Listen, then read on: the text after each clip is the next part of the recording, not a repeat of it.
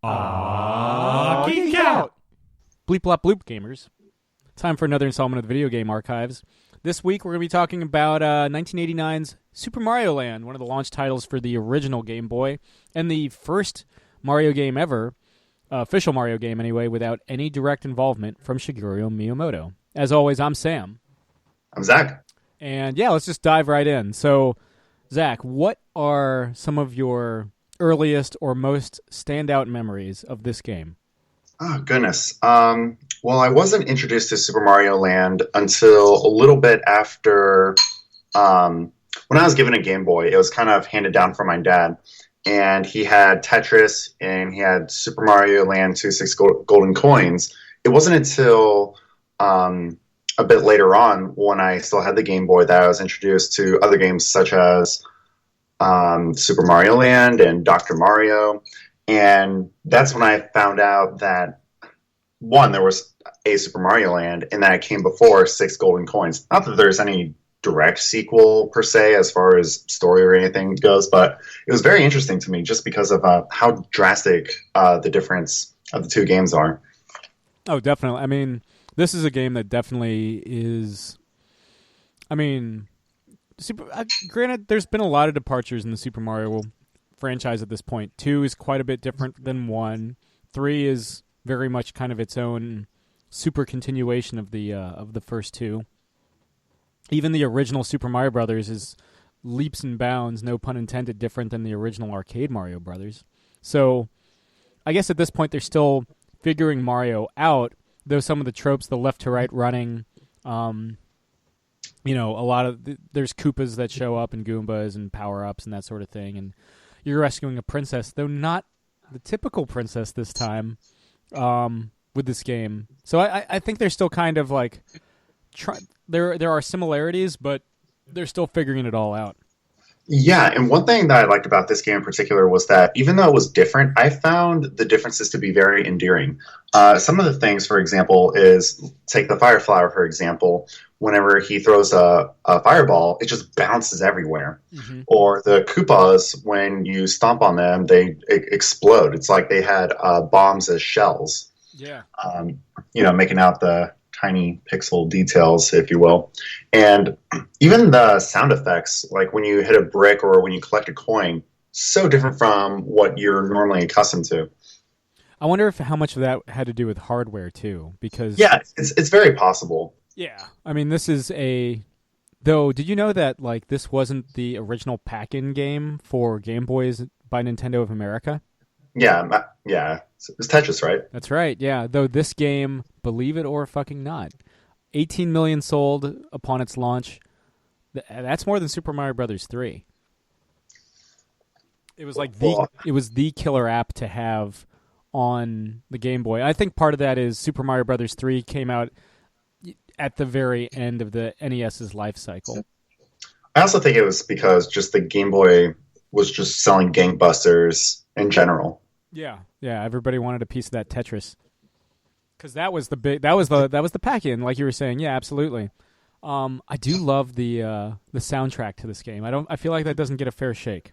Yeah, I love the music in it. It is so catchy, and I would definitely like to hear some modern reversions of some of these tunes. Well, you're in luck because the I don't know if you remember, but Super Smash Bros. Brawl has the orchestrated version of Eastern Kingdom. Okay, yeah. I'm sure that track probably didn't come up as often whenever I played that stage. I see when I was like doing the customizers on the stage, the underground stage, I put that shit all the way to the right. I was like, I want this as often as possible. Oh my gosh, I love that feature, by the way. Oh yeah. But I mean, you know, this was a game. This was certainly the first Game Boy game I ever played. I didn't really play much Tetris on the Game Boy. This wasn't the first Game Boy game I owned, but like one of my friends got a Game Boy, you know, several months before I did. The first Game Boy game I ever owned, I got two at the same time. I got Link's Awakening as a pack-in, along with Kirby's Dream Land. Mm-hmm. But, you know, I eventually got my own copy of this. But no, I was playing this on my friend's Game Boy like months before that.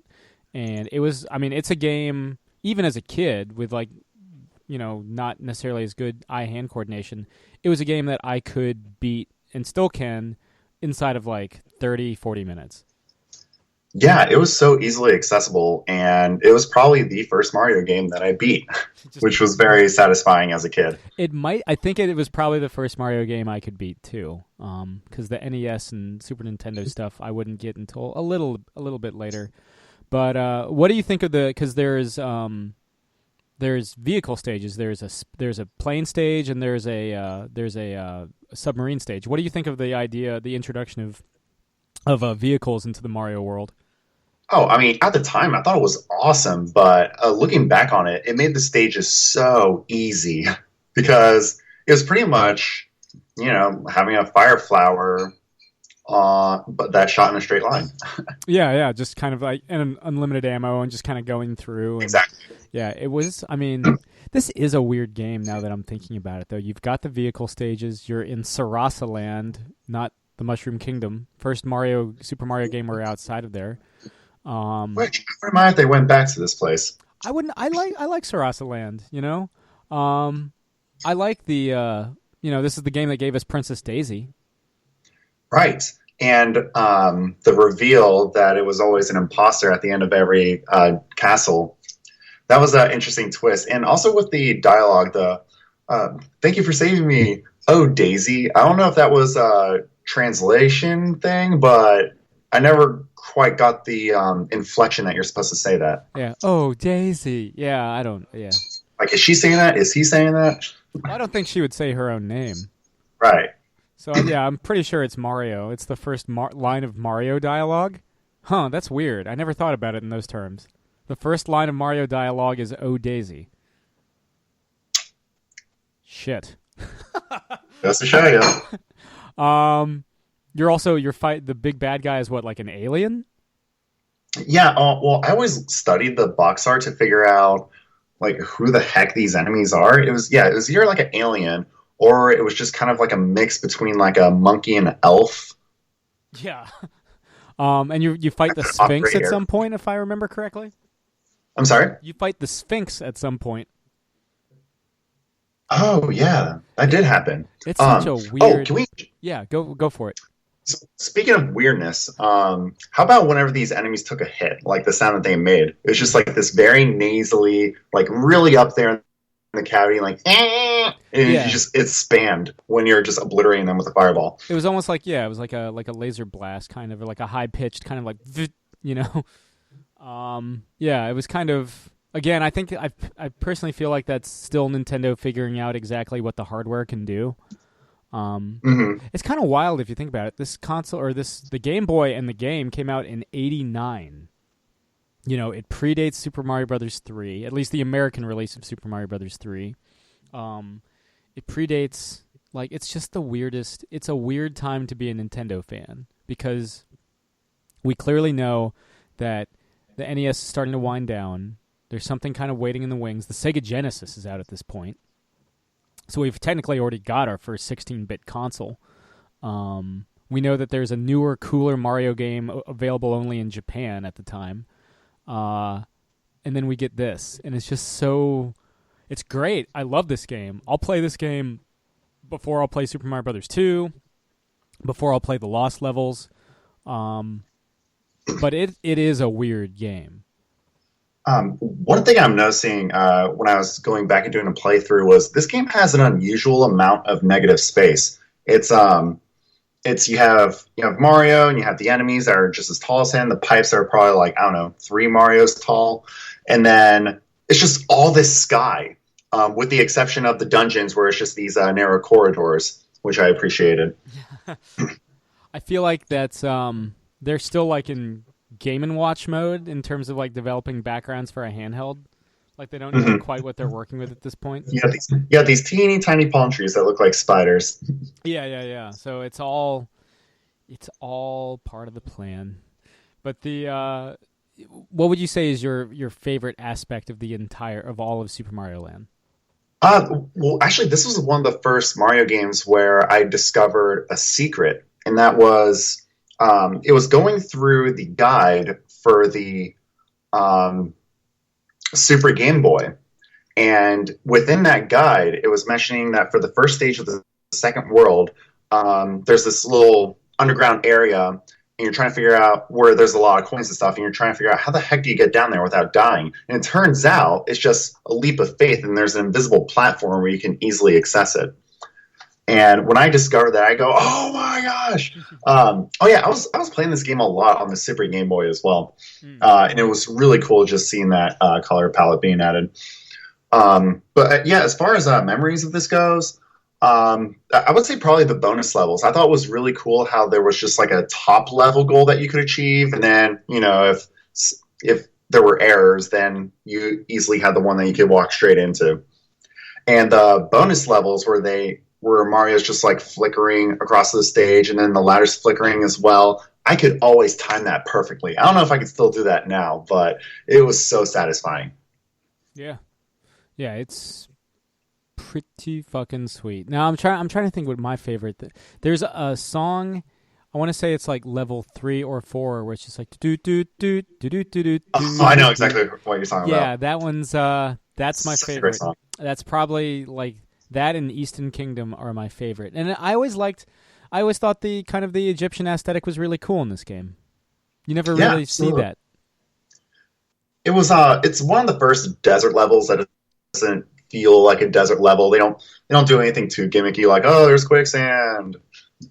Yeah. I mean, it's they kind of, if anything, it's just like architecture and background inspired, and I always thought that was cool. How many times do you own Super Mario Land?